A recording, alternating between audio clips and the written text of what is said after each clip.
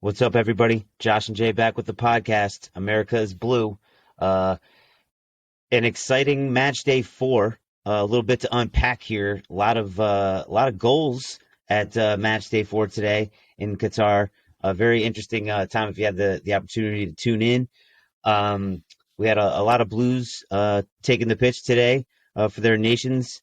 Starting with the early games all the way through the afternoon games. We'll hit them all today. But Jay, per usual, you get the first word around here. What did you think about match day four, man?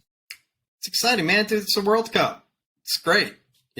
Even let's go back to match day three. You have Saudi Arabia taking down Argentina. Who would have Oh seen that yeah, coming? man. Now you got Germany going down to Japan. I mean, this is what it's all about. You make your way into the tournament. You bring your best squad. You see what you can do against the big boys, and it's been awesome. I love the World Cup. It is the biggest, baddest sporting event in the world for a reason. It's the Super Bowl times 10, and as we get closer and closer to the knockout stages, it only gets more and more exciting as the stakes get higher.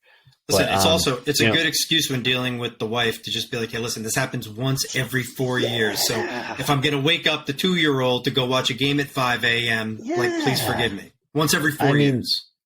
what are you gonna do? It's amazing. 5 a.m. kickoff. You get an 8 a.m. kickoff, an 11 a.m., and then a 2 o'clock. I mean, it's just unbelievable. What a world we're living in right now. So speaking of 5 a.m. games, we did have Hakim Ziyech suiting up against Croatia and Mateo Kovacic. Unfortunately, a nil-nil draw, but nonetheless, we'll touch base on the guys. I don't know how much of it you saw. I did not see a ton of it, but I do know Kovacic couldn't go the full 90 because we know he's had some knocks, and obviously Hakeem wasn't able to create or put anything past someone. Yeah, it was a snoozer. There Oh wasn't yeah, much to see in this game. I think there were very few chances created. Croatia dominated the midfield, kept control of the ball for most of it. Not much to bring up when you have a nil-nil draw, and again, there were no shining moments. I think for either of the two boys, but nonetheless, good to see him out there in their country's colors. oh yeah, no doubt about it. Um, but there was some action in the other games. That is without a doubt. Um, Moving on to the Germany game, we had Kai suiting up, of course, leading the line, and that was the thing that we both talked about. I was like, God, man, we just keep getting it wrong in terms of where we think people are going to be, playing and what they're doing. I was really surprised to see him in the position that he was in, not someplace either deeper or perhaps in a wide position, but nonetheless, he did get the start, and he did not do much when it's all Yeah, said and done. I was shocked. I thought that they were going to invert him and Thomas Mueller, play him up top. Um, Listen, the other thing that I was surprised about is we talked about Germany as a preview about being so direct, so efficient. They didn't play that way today. They looked a lot more like a reserve side. There was a lot of kind of that same meaningless passes. This is not the same Germany team that we saw over with Joachim Low, and it was good. Havertz didn't do much, but I did like seeing our old friend Antonio Rudiger out there. I do miss that man quite a bit. He's a He's awesome. stalwart on the back line, He's and I do awesome. miss him. But Yeah, I yeah, mean, great game nonetheless. Though. you got to give shouts out to the Japanese side, the Samurai Blues. Um, a tremendously shocking effort, of course. I mean, I was as stunned as anybody else, but the goals that they scored were fantastic. It was really well deserved. They were not on the back foot. They were really in it from the beginning. Even Germany getting the opener, it didn't look like Japan was out of it at any point. They looked really dangerous. They continued to cause problems throughout the game. I was super impressed, and again, we're starting to see that sort of cohesiveness with the Japanese, that really team oriented style of play, and them having success against a world powerhouse.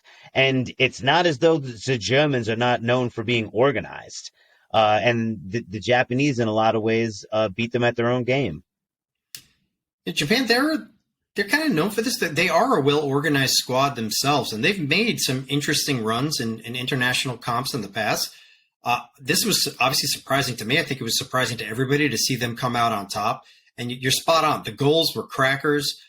They had Germany on their heels, and the left side of their defense has some splaining to do because they didn't do particularly well. So I don't know if we're going to see some adjustments there, but I feel like this was a stylistic shift from what we've seen historically for Germany to whatever they're running out there now. But all props to Japan, and I think this is testimony, right? Like we see what Saudi Arabia was able to do against one of the favorites for this tournament. Germany has fallen off a little bit. I think they're ranked 11th in FIFA World Rankings from where they typically are, but they are a titan of international football, and Japan comes out there and doesn't just scrap one out, like doesn't keep it close and muck the game up, but they went after him, banged in the 2 goals, and all of a sudden, boom, they got their 3 points. So let's hope that there's maybe a little bit of this magic bottled up for the tail end of our conversation for our boys in red, white, and blue. We'll see, but I mean, again, this was deliberate. This was not, 2 sloppy goals or weird penalties or random, random acts of kindness by a goalie or a player. It just, this was them going out and taking it to the Germans. So, again, shouts out to the Samurai Blues. They definitely deserve the win today. I was definitely shocked, but man, they were really impressive. So congratulations to them. That's one that their fan base will remember for a really long time. And then moving on to some of the later contests. I don't know if anybody tuned into Spain, but if you're gonna pray for somebody tonight, pray for Costa Rica and their fans, because the Ticos really had it taken. They got their clocks cleaned. There's no other way to describe it. A 7-0 shellacking to the hands of Spain, and man, that was one of the biggest beatdowns I've seen in sports in a long time. Yeah, that was total domination. And again, we did not think Dave was going to get many minutes. Dave gets to start in that game. So as Pete, what do we know? Dude, just the quintessential blue. Like there's not one person who roots for Chelsea that doesn't absolutely love that guy. But he didn't have to do very much today. I love how the World Cup right now, how they're reinterpreting what possession means and giving this miscellaneous category, which certainly benefited Costa Rica today. Because I think if they actually calculated that the way that they do for most matches, Spain would have had like 90% possession of the ball in this game. They had 1,000 passes. They had over 1,000 passes completed, right? This was a railroading. And in this game, man, dude, we had actually across the board in the afternoon games, we had a ton of ex-Blues out there. Alvaro Morata gets his goal in this game. Mm-hmm. And then obviously in the last game, we basically had an entire team of ex-Blues going for Belgium.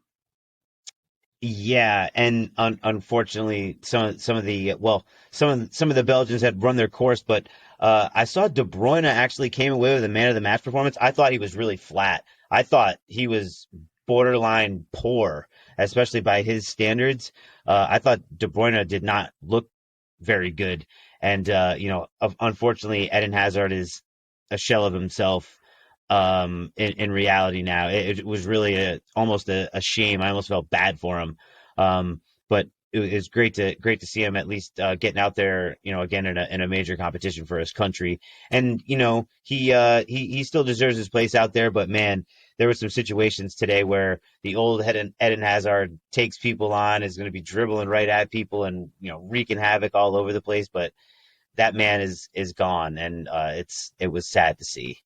Yeah, man, his legs have been just taken from him. That explosiveness that we're used to seeing, him being able to just run through a team and make guys just look silly on the way to the net. You're right. Those days are gone. I don't think he's ever getting that back. Again, love seeing him out there. I see plenty of KDB. It's good to see Thibaut Courtois and the Mysterio man, Michy Batshuayi, who again comes up with a big goal. I was actually happy I didn't have to look at Romelu Lukaku, so that was fun. But yeah, I mean, to Eden Hazard, just a couple of years removed from being one of the most dynamic men in the sport. And just so many of those fouls, so many of the lower leg injuries just took its toll. And yeah, he's grinding out there in neutral. There's no drive. Yeah, I felt terrible. And shouts out to Thibaut Courtois, huge save on the penalty, and he had a couple of other saves. He played extremely well. And Michy Batshuayi, one of the things about him, even though he was kind of up and down with us, he is a clean striker of the ball. He always seemed to hit the ball really cleanly. That was one thing I always noticed about him, and that was an amazing take. Hitting it off the half volley and really putting his foot around it, and was very, very well executed, completely against the run of play, but getting away with a bit of class from Michy Batshuayi was huge for Belgium. That's going to be a lift in the tournament. I really don't think that they're true contenders. I just don't think that they have the engine in the midfield, and without the explosiveness of what was Eden Hazard on the wing to threaten like he was in 2018 when he was more at his peak. I just don't think Belgium can really threaten long term. Yeah, I think their time has passed. It looked like there was going to be a golden age for Belgium with a lot of the young guys that they had. Their back line is like, what's the average age of their back line? They got to be like 35 years old. The average age is Alderweireld, those guys have been out there forever. So I feel like they're leaky on their back line. KDB is the man. I mean, he can completely dominate and take over a game if he wants to. I'm assuming that they're going to advance out of the group stage. I think that's more than likely going to happen. But when they go up against big boys, do you play Eden Hazard over Trossard? I think you need somebody out there who's going to be able to, run and do some things on the offensive end. I don't know if we're going to see them start Eden Hazard once we get to the knockout stages. Yeah, I mean, and Tielemans was kind of a no-show today too. He really did not do anything of note either. He was taken off relatively early. I think he was the first sub off. Well, so with him, he does one of two things. He either cracks a goal like a howitzer from like 50 yards out, or he does absolutely nothing. It's feast or famine with that guy. So famine today. For sure. Agreed. All right. So, I mean, all in all, I guess nothing crazy to report from the individual blue contributions to the outcomes of the matches today. Nonetheless, all of them being extremely exciting. And then looking forward to tomorrow, Thanksgiving in the United States of America. Happy Thanksgiving to you, Jay. Happy Thanksgiving to everybody out there listening, to all your families. I hope you all have an amazing holiday in the United States. We have a 5 a.m. kickoff with Switzerland with Dennis Zakaria. And then Thiago Silva will be kicking off with Brazil at 2 p.m. Yeah, I mean, I'll see if I'm going to wake up at 5 a.m. tomorrow on Thanksgiving to watch Dennis Zakaria. I have a feeling I'm not going to do that. I love you, Dennis. Yeah, we love you, but I don't know. I need my Z's. I'll probably catch the Thiago Silva game with Brazil. I'm excited to see them play. They play such an entertaining, beautiful style of football. It's a joy to watch no matter what. So. Another round of fun tomorrow. Yeah, well, the games are fast and thick, and it's awesome. But let's cut to the chase now, and focus in on the brightest lights of all. I mean, it's here. It's coming up on Friday, 2 p.m. Eastern Standard Time. The United States versus England in the World Cup. It is amazing to be a part of this now, getting a chance to see it all. I'm extremely nervous, but I think that we have an outside chance here if we show up and play like we did in the first half of the Wales game. Now we just need to really multiply that times 2 and multiply that times 2 halves of football. Well, it wasn't, it's a couple hundred years ago that some colonists decided to go up against a juggernaut and beat up on some redcoats. They had to be tactful with how they did it. And listen, we've seen a couple of huge upsets in this tournament already. So why not us? Josh, stealing your line. Why not us? All right, my prediction, I'm going with England. We'll get there. But I think the most important thing here, in order for us to get out of this group, I really think it's going to come down to goal differential. What we can't Mhm. have happen is a 6-2 shellacking or a 5-1 or a 4-0 shellacking. We have to try to find a way to keep this thing close and not just get wiped off the score sheet. Because I don't think we have the goal scoring prowess to go up against anybody and put up a very big crooked number. So goal differential is going to be key as far as where our tournament ultimately goes. And I really think that we need to take a more measured approach to this fixture than we did to the last one, because I don't think that we'd be able to survive playing with a high line, full press against England. They just have too much class and too much Yep. talent, especially in their midfield, to be able to break through that, and then they're off to the races. So I'm kind of hoping that we play more defensive minded. Like I want to see a very packed box defensive first half. And hopefully with doing so, if we can start to frustrate these guys, that gorilla that's on their back to be able to go far in these tournaments and not be a disappointment to their fans starts to weigh in. And then, assuming that happens, then we can go out and we can start to strike in the second half. So that's what I am hoping for. Yeah, I mean, it's going to have to be a tough workman-like performance in order for us to win. I really think it's going to be paramount for us to keep a clean sheet, as difficult as that task is going to be to accomplish. I think that that's got to be our number one priority, is to try to keep a clean sheet. To your point, organization, work rate are going to be absolutely key. Making sure that we have our shape correct and that we're not caught out ball watching. That being said, I did, talk about the collective market values between the two teams that are going to be going out onto the pitch on Friday. The English team collective value, I believe, it's definitely north of £1 billion. It's in the 1.2, 1.3 billion pounds area. And, the United States is somewhere between 250 and 300 million collective value. So we've got a $1 billion, on the pitch on top of us.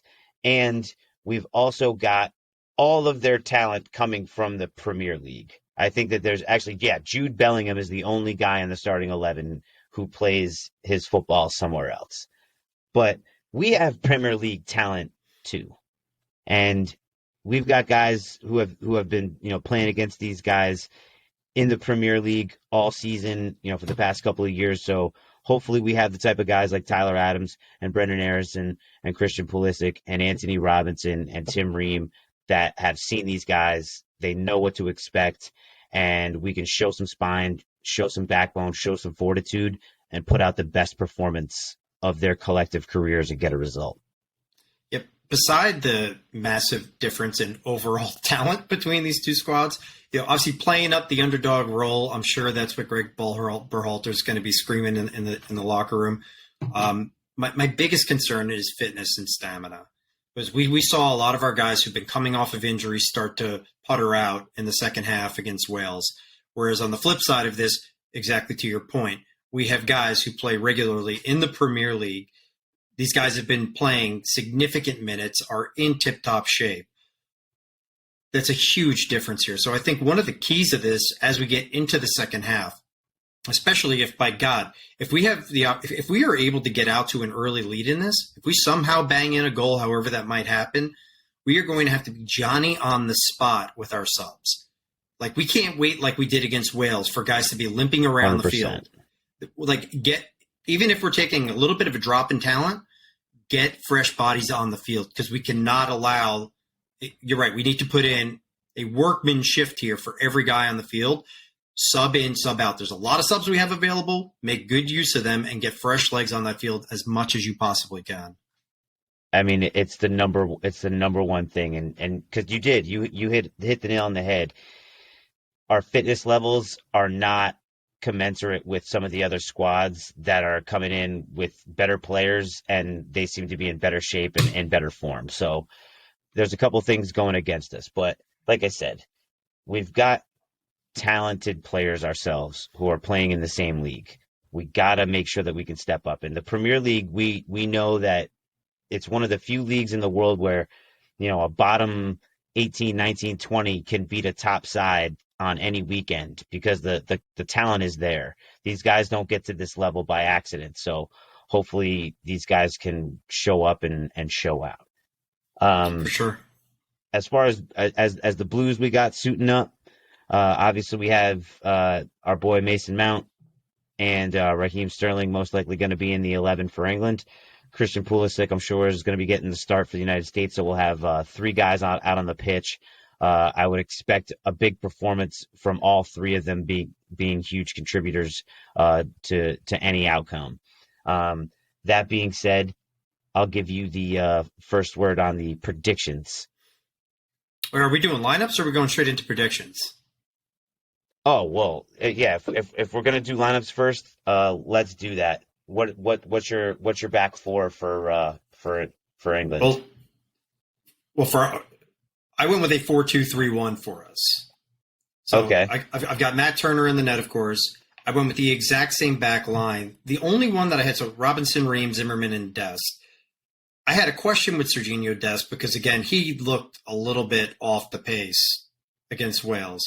But when we brought DeAndre Yedlin in, he looked far worse. So I didn't know who else we could possibly turn to there that could make an impact out as a fullback. So I stayed with Dest. I'm hoping that a couple of days of rest and getting some minutes under his belt, he'll be able to come out a little bit sharper. I mean, agreed. I think it's going to be key to keep the cohesion.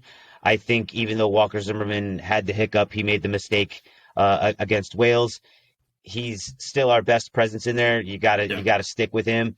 I really liked what Tim Ream did by and large. His cohesiveness with Anthony Robinson, his teammate at Fulham. You got to keep that together. And I definitely think Dest just needs to get in rhythm. He's much better on the ball at this point in his career than DeAndre Yedlin. So you got to stick with that same back four. Yeah, I agree. All right, so my defensive midfield, I'm hoping that Musa is healthy. I'm hoping that he was just tired at the end of the last game, because if he is healthy, I want him in there and Tyler Adams right next to him. I mean, is there any other way to go? I think that is there are two best players right now overall in terms of the impact on the team. Those two guys have to be on the pitch, especially to your point, if Moose is healthy. Tyler Adams, the linchpin of every single thing that we're doing, both on the defensive side and starting our offense. So completely agree with that. And moving up, I have Pulisic, I have Aronson, and I have Gio Reyna. I want Gio Reyna's got to get out there, right? If we're going to have a chance if we are going to score an early goal, if we are going to be able to get out on the front foot, we need what that guy brings to the table. I want Aronson in there because, again, we need somebody who can actually take some corners and do something on some set pieces, and that'll set up who I'm starting up top once we get there. Well, and here's the other thing. He's fit as well. He's been playing a ton of minutes in the Premier League, and he's a guy who, again, is playing against these guys every week. Give me the Medford Messi, playing a traditional number 10, and I totally agree with you. I like the back four. I like those two in front of the four, and when you got a kid like Gio Reyna and the talent that he has, you got to get him. You got to put your best horses out on the pitch. Pulisic is the only choice on the left, and I would love to hear who you have up front. Where I do think England is a bit sus, it's with their center backs. Harry Maguire, he does play, I guess you could say he plays a little bit better for the Three Lions than he does when he's not playing for Man United. But I want somebody who's big and imposing in there. I also think that we need another big body in there for when we're dealing with set pieces on the other end. So although I love my boy Tim Weah, I think he could be a good sub in this game. I'm going with Haji Wright. I want a big target man up there, and I want somebody who can help us break pressure. I want somebody who can do a little bit of hold-up play. So I want the big boy up top. Dude, I went with Haji to start. He was my choice to start the opener against Wales. We went with Josh Sargent. Dude, this is the first time we've ever had the exact same lineups for any team this call, but literally we have the exact same lineup. I'm going with Haji for all those reasons. He was the guy that's in the best form. He's scoring goals in Turkey. He is a big presence. He can run at you. We need to cause these guys any kind of problems that we can. I don't think Josh Sargent is the guy that we can start to do this. He's a big guy who can get a poacher's goal, maybe get him in at the end of the game. I think Josh Sargent could have more of an impact at the end than he can at the beginning. But yes, I completely agree with that. I love the selection of Haji Wright. Get him in between those two center backs because John Stones can be suspect as well. He can get caught out on the ball. Let's see what happens. Yeah, I think if we do start Sargent up there, I think that there was a shout for playing Tim Weah up front, and I kind of toiled with it, but I wanted the big body, and I wanted somebody who's going to be able to be a threat to Harry Maguire and John Stones. I think if we do play Sargent, he's just going to get swallowed by those guys, and it's not about the gulf in talent. It's just you're talking about two big, imposing guys. I don't know if Sargent really has it to bang with them, and I don't think you're going to get that poacher's goal where he just kind of throws his body in the box and somehow it bounces off of a knee and goes in. I don't think we're getting that. So I want somebody up there who's going to cause them some problems with his physicality. And listen, Harry Maguire's been known to do some pretty stupid things in the box. If he has to go ahead and tussle with a big-bodied man, listen, I'll take a PK all day. Whatever we need to do to get up on the board, I will happily accept. Well, and here's the other thing. If you've got a Weah up front or something like that with Haji Wright, it's an excuse to give service. You know, if you get Pulisic wide, let him whip one into the box. Same thing with Gio. Gio is great at, delivering from outside the 18, hard and low, create problems, because that's how you create own goals as well. Just creating danger, creating urgency in the 6-yard box. That's where we need Haji Wright. He needs service in there, so completely agree with you, man. All right, so score predictions. Who do you got? What do you got going on there?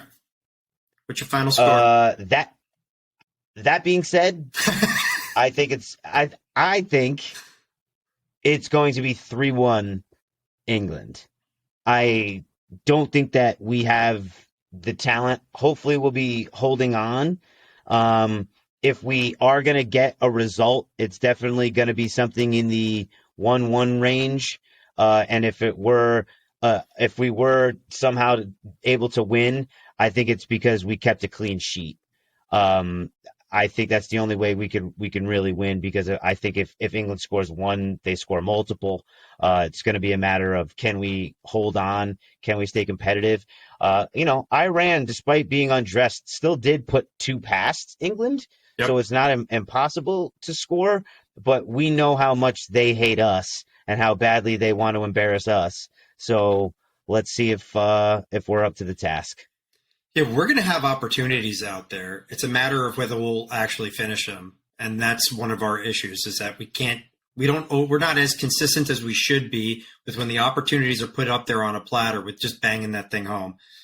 So, yes, with all this positivity and all this energy into the lineup, and we're going to lose 2-1. 2-1. Oh, yeah, wow. That's nice. Only 2, huh? Only 2. I think that we know that we can't allow them to run away with it. We cannot allow that. So whatever it's going to take to be able to muck this game up, pack the box, and keep them frustrated. Make them break us down. I want them as frustrated as possible, 0-0 going into halftime. That's the dream. And then from there, maybe you can get something done in the second half and start to press forward a little bit.